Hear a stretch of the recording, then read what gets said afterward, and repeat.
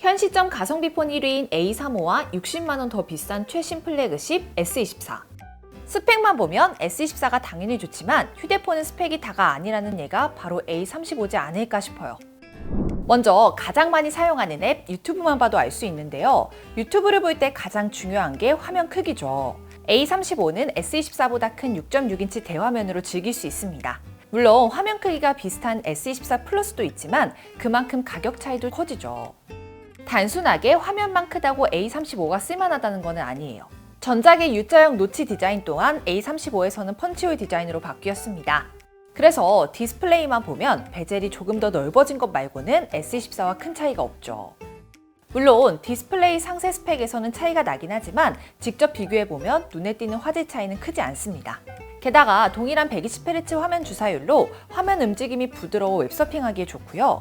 보급형임에도 불구하고 AOD 기능이 가능해서 화면을 끈 상태로 배터리 등 다양한 정보를 확인할 수 있습니다. 단 한 가지 아쉬운 점이 있는데요. 최대 밝기입니다. A35는 최대 1000니트로 2600니트인 S24의 절반도 못 미치죠. 이외의 외관 차이도 크지 않아요. 후면에 모두 물방울 모양 카메라가 적용됐고요. 후면 소재 또한 두 제품 다 강화유리죠. 물론 측면 프레임에 플라스틱이 적용된 건 아쉽지만 다행히 케이스를 끼우고 사용한다면 크게 체감되진 않을 것 같습니다. 색상은 A35는 3가지, S24는 7가지로 S24가 선택의 폭이 더 넓은데요. 다만 A35에는 빛에 따라 무지개 빛이 튀는 컬러가 추가됐다는 차이가 있습니다. 아무래도 A35가 보급형이다 보니 배터리 걱정 안 할 수 없는데요. 두 제품 모두 하루 동안 사용하기에는 전혀 부족함 없습니다. 일단 배터리 용량 자체가 S24보다 25% 더 크죠. 갤럭시 중에 가장 상위 모델인 S24 울트라와 똑같은 수준입니다. 하지만 배터리 용량이 크다고 무조건 더 오래 가는 건 아니잖아요. 실제 배터리 타임은 얼마나 차이가 날지 직접 테스트해보았습니다. 유튜브로 영상을 시청해본 결과 사용시간 자체는 전성비 좋은 칩셋이 탑재된 S24가 더 오래 갔어요. 다만 A35도 보급형 치고는 절대 부족하지 않았습니다. S24와 동일하게 25W 고속 충전도 지원하죠. 한 가지 차이가 있다면 무선 충전 지원 여부입니다. A35는 무선 충전이 불가능하기 때문에 이 기능을 자주 사용하신다면 S24가 좋아요. 다음은 카메라인데요. 화소수만 보면 S24와 큰 차이 없습니다. 다만 후보정 성능에 따라 결과물에서 차이가 생길 수 있잖아요. 직접 찍은 사진으로 비교해드리겠습니다. 그냥 봤을 때는 솔직히 크게 부족하지 않아요. 보급형 폰의 고질병이 사진을 찍으면 수채화처럼 뭉개진다는 건데 A35는 그런 현상이 거의 없습니다. 물론 확대했을 때 디테일은 S24가 압도적이지만 A35도 무난하게 사용하기 좋은 것 같아요. 추가로 S24에 없는 접사 모드도 가능합니다. 가까이서 사진 찍을 일이 많다면 접사 모드로 더 유용하게 사용할 수 있죠. 게다가 사진을 많이 찍어 큰 용량이 필요하시다면 외장 메모리를 장착할 수 있는 A35가 더 좋은 선택일 수 있습니다. 다만 두 가지 경우에는 더 따져볼 것도 없이 S24를 선택하는 게 좋은데요. 먼저 셀카입니다.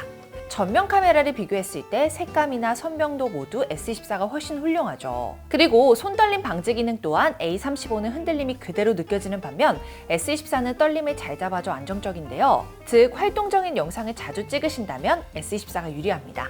여기까지만 보면 A35도 크게 나쁘지 않다고 생각하실 텐데요. 성능은 딱 가격만큼만 합니다. 실제 성능 점수만 보아도 S24가 2배 이상 앞서죠. 게다가 A35는 램 용량 또한 고작 6GB입니다. 일반적인 모바일 게임은 문제없이 가능하지만 고사양 게임의 경우에는 장시간 돌리기에 무리가 있죠. 게다가 A35는 소프트웨어 업데이트를 4년간 지원해주는데요. 업데이트를 할 때마다 램 용량을 잡아먹기 때문에 그런 것까지 감안하신다면 아쉬운 용량입니다. 물론 내장 메모리 용량을 가상램으로 사용하는 램 플러스 기능을 이용한다면 램 용량을 늘릴 수 있지만 이 기능을 사용할 경우 발열과 배터리 시간 단축 등의 단점이 있어요. 따라서 게임을 자주 하시는 분들과 휴대폰을 3년 이상 오래 사용하실 분들은 S24를 선택하시는 게 훨씬 유리합니다. 다만 평소에 많이 사용하는 앱을 생각했을 때 메신저나 유튜브처럼 기본적인 용도로 주로 사용하신다면 A35도 충분합니다.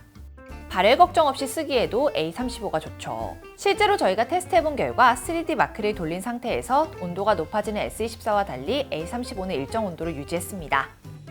A35는 편의성도 크게 부족하지 않은데요. 간편하게 결제할 수 있는 삼성페이는 물론이고요. 휴대폰 하나로 2개의 전화번호를 사용할 수 있는 eSIM까지 지원되죠. 보급형이지만 웬만한 기능은 S24와 동일합니다. 단 A35는 무게가 꽤 무거운 편인데요. S24 플러스와 비교해도 10g 이상 무겁죠. S24와 직접 들고 비교해보면 무게감 차이가 바로 느껴집니다. 사실 이 가격에 무게까지 가벼운 건 사기지만 그래도 A 시리즈의 고질병이 무게인 만큼 개선이 시급한 것 같네요.